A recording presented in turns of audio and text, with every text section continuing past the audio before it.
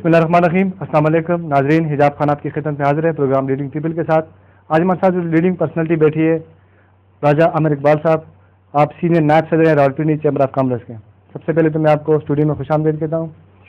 ذرا یہ بتائیے کہ آج کل صنعت کار تاجر سب پریشانی کے شکار ہے. تاجروں نے صنعت کاروں نے یہاں سے سرمایہ اٹھا کے بیرون ملک دوسرے ملکوں میں منتقل کرنا شروع کر دیا. اس کی بنیادی وجہ کیا ہے؟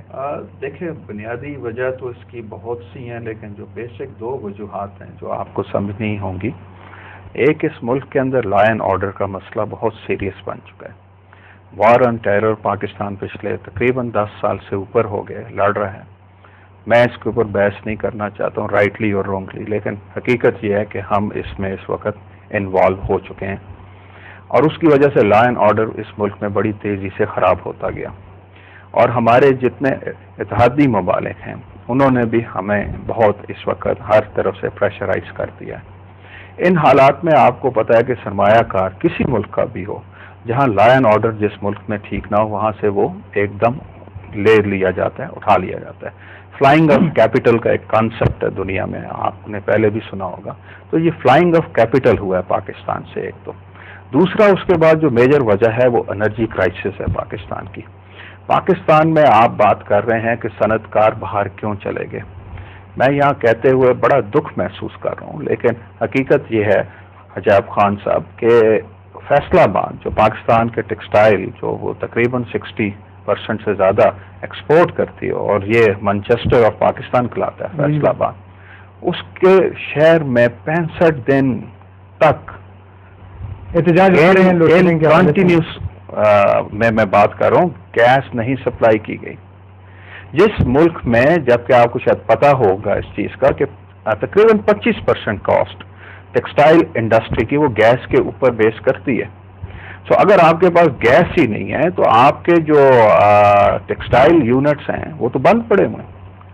تو آپ ان حالات میں جس وقت آپ کے پاس گیس نہ ہو, آپ کے پاس بجلی نہ ہو, بجلی کے حالات آپ دیکھ لیں انڈسٹریل سیکٹر میں 18 گھنٹے کی لوڈ شیڈنگ ہو رہی ہے. آپ تو خیر ریزیڈینشیل ایریاز میں بھی آپ جا کے دیکھیں, آج رات کو میرے جہاں میری رہائش ہے آپ کے ساتھ سب کے ساتھ بھی یہی ہو رہا ہوگا. 1 گھنٹہ آتی ہے بجلی, 2 گھنٹے چلی جاتی ہے. اچھا, لا اینڈ آرڈر کی صورتحال سے تو پورے ملک کے شہری متاثر ہو رہے ہیں, ہر بندہ متاثر ہے. تاجروں کو اس حوالے سے کیا زیادہ پریشانی یا مشکلات ہے صنعت کاروں کے اس حوالے سے؟ لا اینڈ آرڈر میں دیکھیں حالات ایسے بن چکے ہیں کہ آپ کو پتہ ہے کہ یہ جو لوگ عناصر اس میں شامل ہو چکے ہیں ان گینگز میں, ہم ان کو طالبان کہہ دیتے ہیں, لیکن حقیقت میں سب طالبان نہیں ہیں, اور بہت سے مختلف قسم کے لوگ اکٹھے ہو کر انہوں نے گینگ اپ کر لیا, اور کرمنلز جتنے ہیں وہ اس میں اکٹھے ہو چکے ہیں. تو کرمنلز جتنے ہوتے ہیں ان کا ایک مقصد ہوتا ہے اٹھانے کا, لا اینڈ آرڈر کو ڈسٹرب کرنے کا, اور وہ مقصد ہوتا ہے پیسہ بیسیکلی. جس وقت آپ تاجر کی بات کرتے ہیں یا صنعت کار کی بات کرتے ہیں تو ان حالات میں جس وقت ملک کی اکانومی آپ کے سامنے ڈوب رہی ہے, پچھلے مسلسل میں کہوں گا کہ پچھلے 6-7 سال سے یہ ٹرمائل شروع ہے, لیکن پچھلے کچھ سالوں میں تو بالکل تباہی کے ہم دھانے تک پہنچ چکے ہیں. تو ان حالات میں جہاں لوگوں کو روٹی کا معاملہ پڑ گیا ہے, تو زیادہ تر آپ دیکھیں گے اخباروں میں بھی اور میڈیا میں بھی آ رہے ہیں جتنے آپ کے کڈنیپس ہو رہے ہیں فار رینسم, وہ زیادہ تاجر حضرات کیے جا رہے ہیں. وہ ایک بائی ڈیزائن بھی کیے جا رہے ہیں. ایک تو پیسہ آ گیا اس سے کیونکہ ان کو پتہ ہے کچھ نہ کچھ تو ان کے پاس ہوگا. دوسرا بائی ڈیزائن جب میں کہتا ہوں تو میں یہ یقین سے کہہ سکتا ہوں کیونکہ میں مختلف فورمز میں جاتا ہوں, یہ طالبان نہیں ہے صرف وہ گینگز نہیں ہیں جو پاکستانی بیس ہیں, اس میں انٹرنیشنل ایجنسیاں بھی شامل ہو چکی ہیں. وہ ممالک جو پاکستان کے وجود کو نہیں پسند کرتے تھے اور نہیں کرتے ہیں, یا پاکستان کا جو نیوکلیئر ہے وہ ان کو بالکل برداشت نہیں ہے. سو اس وقت ایک اگر براڈ اسپیکٹرم میں آپ دیکھیں تو حالات ایسے ہیں کہ لا اینڈ آرڈر کو بائی ڈیزائن خراب کیا جاتا ہے, اور اس کے اندر سب سے پہلے جو افیکٹ ہوتا ہے وہ اکانومی ہوتی ہے. جب اکانومی کی بات کرتے ہیں آپ تو حجاب خان صاحب اس میں صنعت کار اور تاجر سب سے پہلے افیکٹ ہے. اچھا, فیصل آباد کی بات کر رہے تھے, یہاں پہ آپ نے دیکھا بھی کہ Hattar estate industrial estate, Gadoon industrial estate, تمام کے تمام زیادہ تر جو ہے نا اس میں وہ صنعتیں بند ہو چکی ہے. لوگ یہاں سے اپنا سرمایہ اٹھا کے اپنے کاروبار اٹھا کے دوسرے شہروں میں یا ایون دوسرے ملکوں میں لے جا رہے ہیں. اس کو روکنے کے لیے ہمیں کیا کرنا ہوگا؟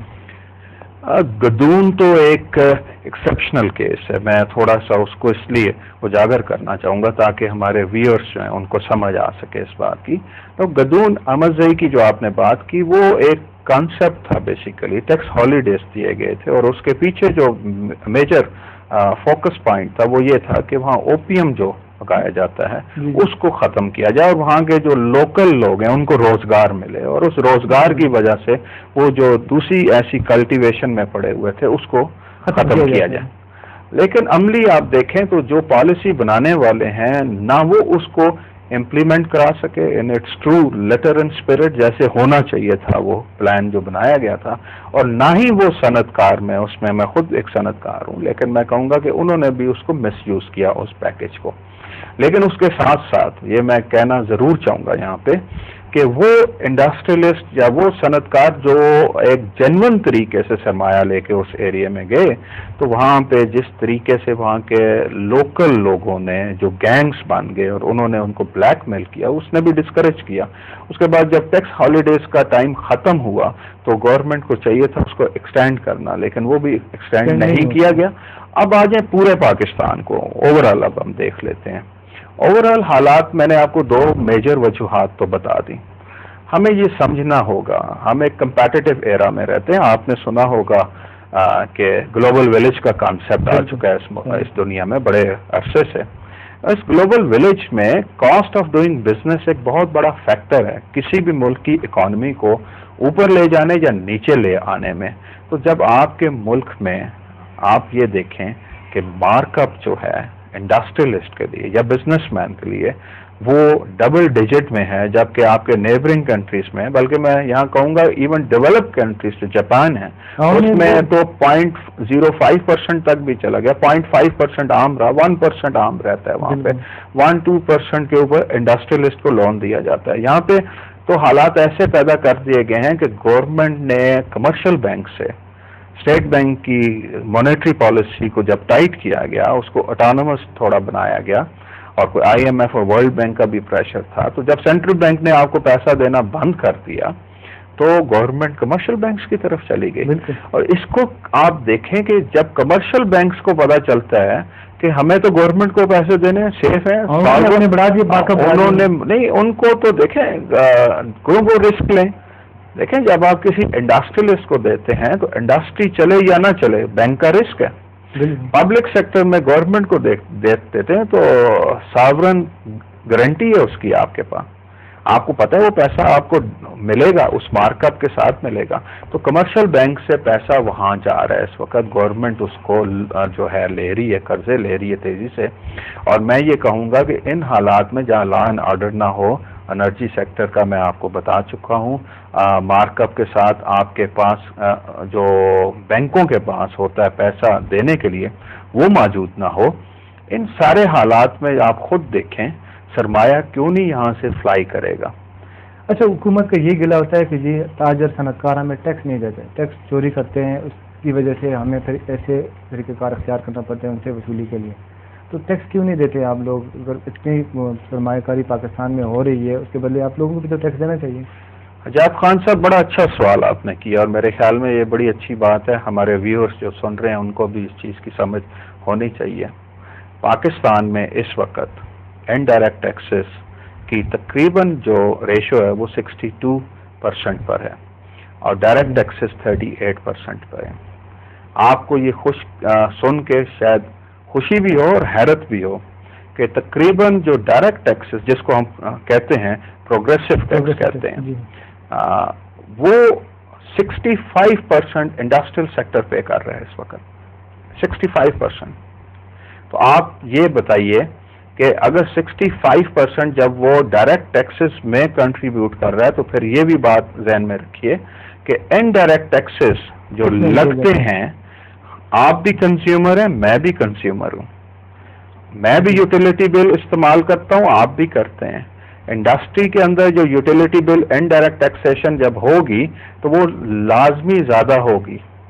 تو اس لحاظ سے اگر آپ انڈائریکٹ ٹیکسز میں بھی ریشو دیکھیں گے تو بزنس کمیونٹی کی ریشو بہت زیادہ ہے. تو یہ ایک گورنمنٹ کا کہنا کہ ہم ٹیکس نہیں دیتے ہیں، میں اس کو ریجیکٹ کرتا ہوں اور میں بڑا واضح کہتا ہوں کہ خاص طور پہ جتنے پاکستان کے چیمبر آف کامرس ہیں، بیکاز ہمارے جتنے چیمبرس ہیں اس کے اندر آپ کی ممبرشپ ہو ہی نہیں سکتی جب تک آپ اپنے ریٹرنز جمع نہ کرائیں، اور اس کو پھر آپ کو سالانہ نیو ریٹرنز کو جمع کرا کے رینیو کرانی پڑتی ہے ممبرشپ. تو اس لیے میں تو یہ واضح کہوں گا کہ گورنمنٹ کا یہ کہنا وہ چیمبرز کے لیول پر